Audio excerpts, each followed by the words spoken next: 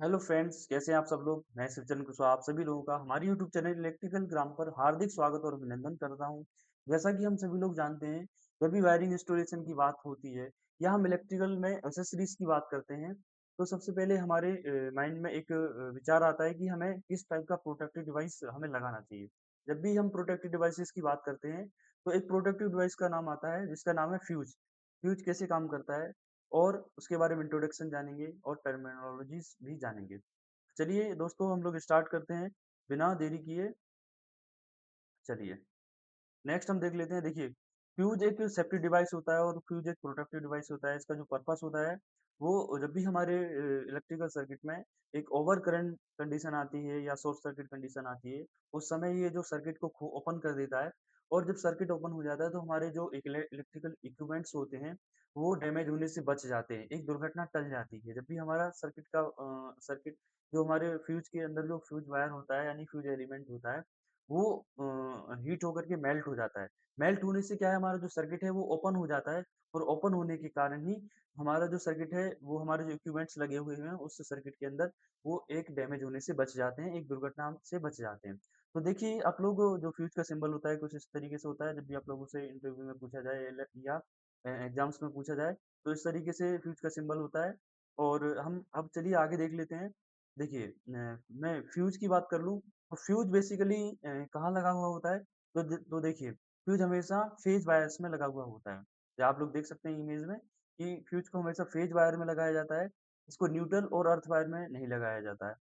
ठीक है, क्योंकि हम लोग जो स्विच और फिर जो भी कंट्रोलिंग डिवाइसेस होती है, जो भी हमारे इलेक्ट्रिकल एसेसरीज के अंदर कंट्रोलिंग डिवाइस होती है, वो सभी लाइव वायर में या हमारे फेज वायर में लगती है। फेज का कलर आप लोग जानते हैं, RYV, रेड, येलो और ब्लू। न्यूट्रल का ब्लैक कलर होता है और अर्थिंग का ग्रीन कलर होता है। ये एक स्टैंडर्ड कलर कोडिंग इसकी दे रखी है आप लोग। फिर वहीं पास में हम लोग आके देख लेते हैं कि इसका जो एक डायग्राम दिया गया है, जिसमें आप देख सकते हैं पोर्सिलिन की कैप है और बॉडी भी देख के रखी है आप लोगों को। फ्यूज वायर भी इसमें लगा हुआ है, जैसे कि मैंने आपको बताया था। और इसके टर्मिनल कॉन्टेक्ट्स भी दे रखे हैं, इसका बेस दे रखा है आप लोगों को। और आप लोग देख सकते हैं यहाँ कि न्यूट्रल में हम लोग नहीं लगा सकते और अर्थिंग में नहीं लगा सकते इसको, फ्यूज को। और उसके बाद में नेक्स्ट हम देख लेते हैं। इसमें देखिए, लाइव वायर में लगा सकते हैं, जैसे कि हम लोग आपको बता चुके हैं। इसकी जो विशेषताएं होती है, वो जब भी ओवरलोड या शॉर्ट सर्किट कंडीशन आती है, उस समय ये है हमारे सर्किट को प्रोटेक्शन प्रोवाइड करता है। और हम इसको फ्यूज के वायर को जब भी मेल्ट हो जाता है, तो उसको इसको हम लोग चेंज कर सकते हैं, यानी कि रिप्लेस कर सकते हैं।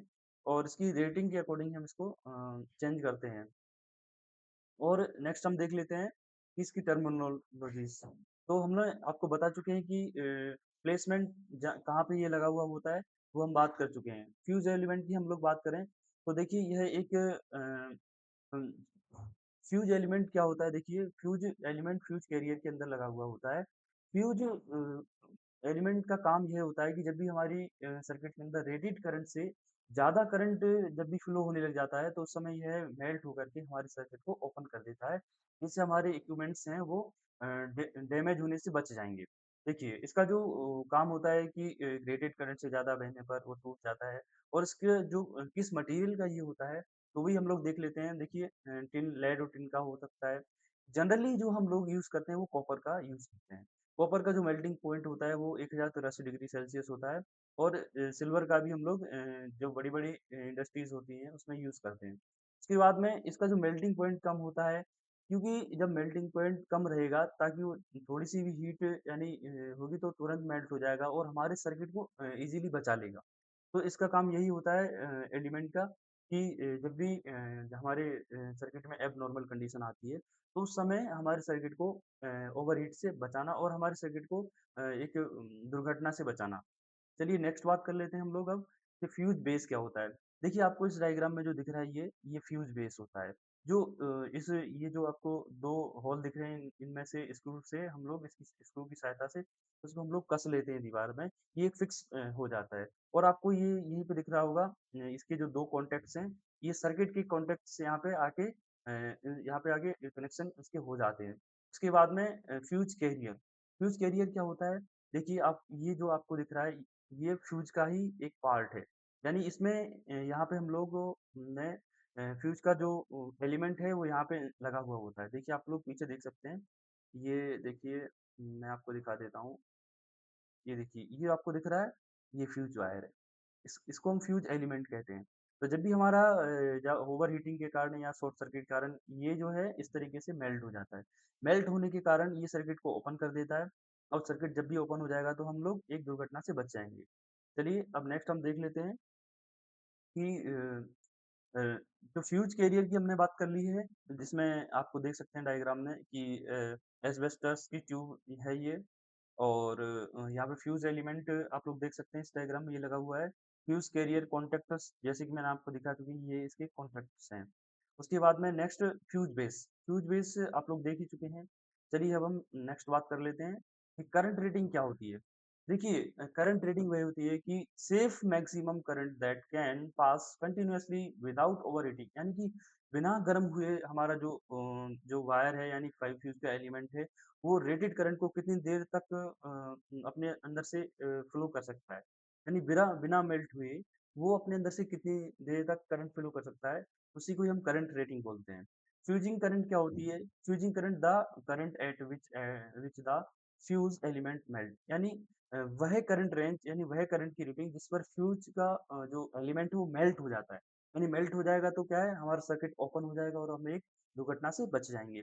और कट ऑफ फैक्टर क्या होता है नेक्स्ट कट ऑफ फैक्टर बात कर लेते हैं कि जब भी हमारे सर्किट में एब्नॉर्मल कंडीशन आती है, जब भी हमारे सर्किट में कोई शॉर्ट सर्किट या ओवरलोड की कंडीशन आती है, उस समय जो हमारा जो फ्यूज़ है वो उसके फ्यूज़ के एलिमेंट को कितने टाइम में उसको इंटरप्ट करेगा, कितने टाइम में उस सर्किट को ब्रेक करेगा, कितने टाइम में उस सर्किट को ओपन करेगा, वो डिपेंड करता है कट ऑफ फैक्टर पर। यानी जब भी जितना टाइम लगेगा फ्यूज़ को मेल्ट होने में वो कट ऑफ फैक्टर होता है। उसके बाद में नेक्स्ट हम बात कर लेते हैं फ्यूजिंग फैक्टर। फ्यूजिंग फैक्टर क्या होता है देखिए जब भी हम लोगों से बोल दिया जाता है इंटरव्यूज़ में कि फ्यूजिंग फैक्टर निकालिए।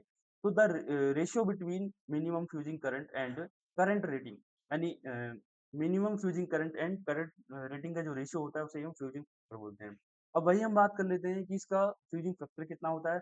तो देखिए जो हमारा रीवायरेबल फ्यूज़ का फ्यूजिंग फैक्टर होता है वो 1.4 से 2 तक जा सकता है। तो ये बात आप लोग ध्यान रखिए ये कॉम्पिटिशन एग्जाम में भी पूछा जाता है कि रीवायरेबल फ्यूज का फ्यूजिंग फैक्टर कितना होता है तो 1.4 से 2.0 तक होता है। उसके बाद में हम एचआरसी फ्यूज की बात कर लेते हैं। एचआरसी फ्यूज की फुल फॉर्म जो होती है वो है हाई रैप्चरिंग कैपेसिटी फ्यूज।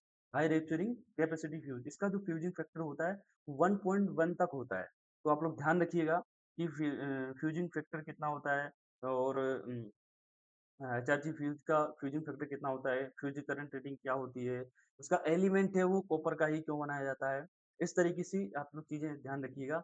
जैसा कि हम लोग आज की वीडियो में जान चुके हैं कि फ्यूज एक प्रोटेक्टिव डिवाइस होता है और ये ओवरलोड या शॉर्ट सर्किट कंडीशन में जो इसका फ्यूज एलिमेंट होता है उसको ओवरहीट होने के कारण वह मेल्ट हो जाता है और मेल्ट होने के कारण हमारे सर्किट को ओपन कर देता है और सर्किट ओपन होने से जो हमारे उस सर्किट के अंदर जो इक्विपमेंट्स लगे हुए हैं उनको डैमेज होने से उनको बर्न होने से बचा लेता है। तो ऐसे ही इंटरेस्टिंग वीडियोस को देखने के लिए हमारे चैनल को सब्सक्राइब करें, लाइक करें, शेयर करें। धन्यवाद।